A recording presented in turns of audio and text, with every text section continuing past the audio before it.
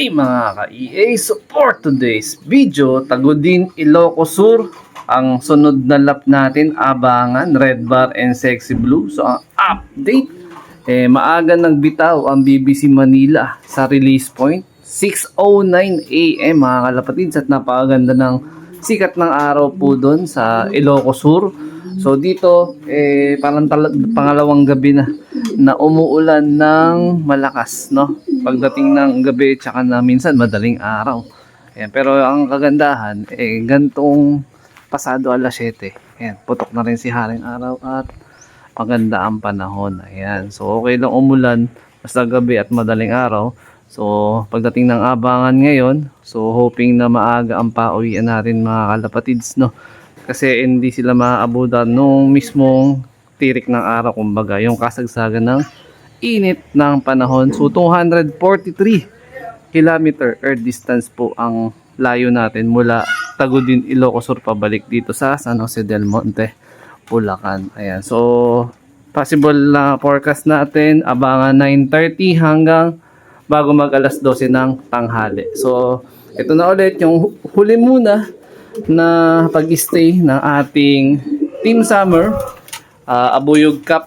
Ayan, no, naka-abuyog ring natin yan, panglaro pa rin syempre sa BBC Manila. First batch pa lang to kasi yung mga MacArthur band natin, iisa pa lang ang ating na sing-singan. Yun nandito sa gitna, anak ni Lady Mina to tsaka ni Frankie Boy. Pero dito sa ilalim, by next Sunday o susunod na week is papisa na rin yan. Tapos ito bago magkatapusan na May, pisa na rin. So hoping makompleto yung ating tatlo na susuksukan na pang MacArthur June. Ayan, pagpasok ng June, kompleto na yung ibon natin. Para pagdating ng end of June, viewing naman tayo. Sila naman yun nandito. Pero based naman dito sa ating apat na nauna na mga YB, papawalan natin ulit to sa susunod na Wednesday para ma-monitor natin, no? So nung unang beses na pinawala natin tong mga to, nung nakaraang Merkules, sinakto ko sa day off ko, no? Sinabay pa natin sa pag-ihaw ng ulam habang nagbabantay ng young bird. Kabutihan palad, wala naman nag-overfly at wala nagtangkang pumitik. Pero this coming malamang meron nang magtatangkang lumipad dyan kasi syempre, yan, gusto na rin natin malaman kung batchar na nga ba yung mga ibon natin. BBC Manila, Tagudin, 609, 1, 2, 3, release! Release! Ayan po mga ibon, dahan-dahan lang ha, dahan-dahan lang, dahan-dahan lang. Ayan po mga ibon nyo mga idol. Ayan po sila. Oh, pakikabog, pakikabog. Kabog, kabog, todo, todo, todo. Todo na, todo na, todo na. Ayan po, good morning, good morning po, good morning. Good morning po mga idol. Ayun po ha, may matitira po doon. Kasama po sa BBC Main po yon. Lol, lol, ayan babo, babo, babo. 75 years later.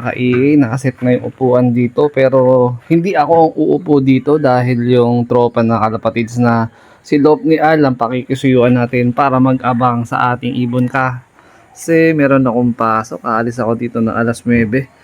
Ang possible arrival ng ibon siguro dito sa area namin sa Bulacan mga alas 10, no? Pero di tayo nag-expect ng ganun ng speed or ng tulin, pero hoping makauwi na mas maaga at on time, no? So si Lop ni Al na yung bahala para sa ating abangan. Pero sisikapin ko na during break time ko mamaya, dahil dito lang ako naka-duty sa may kabila na mall, baka makauwi ako ng mga bandang alas 11 kasi yung cut-off ng karera is bago mag alas 12 pa naman ng tanghali. So sumatotal meron ako 1 oras para makauwi or makapag-abang pa. So siya yung hihingi natin ng malaking pabor para maiklak yung ibon na uuwi natin. Pero ngayon pa lang 8:30 pa lang ng umaga, ramdam ko na yung init. Grabe, nakakapasok ang init. So nung first lap natin, eto clock si Red Bar. Pagdating ng second lap bawang clock ulit tong si Red Bar.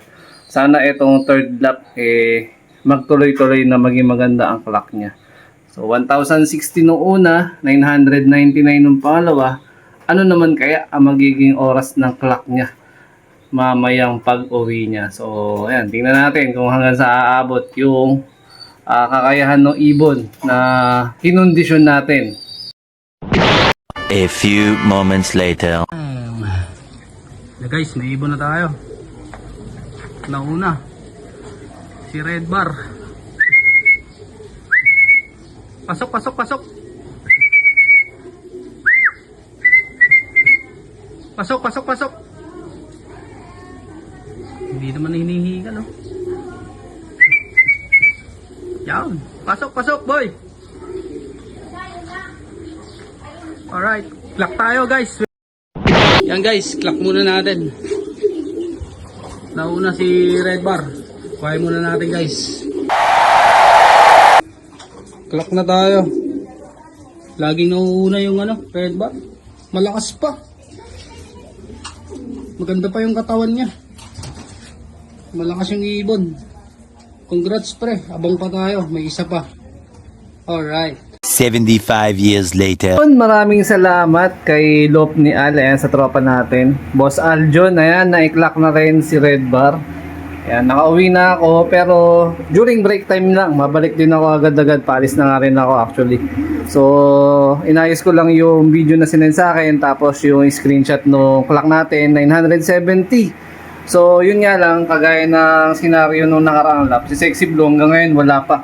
10 minutes na lang is cut off na. So, di na tayo masyado aasa na uuwi pa or magka-clock si Sexy Blue. Pero sana makauwi kasi para at least may pang-motivate pa tayo dito, no? So, mainit pa rin ang panahon, syempre. Malakas pa yung ibon natin.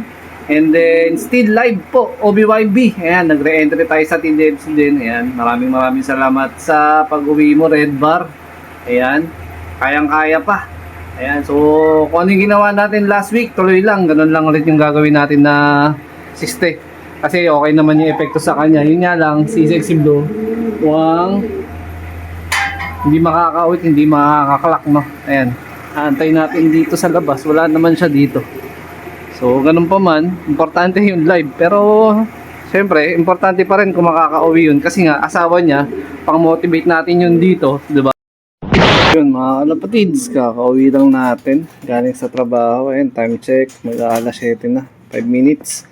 Check natin kung nakauwi si Sexy Blue.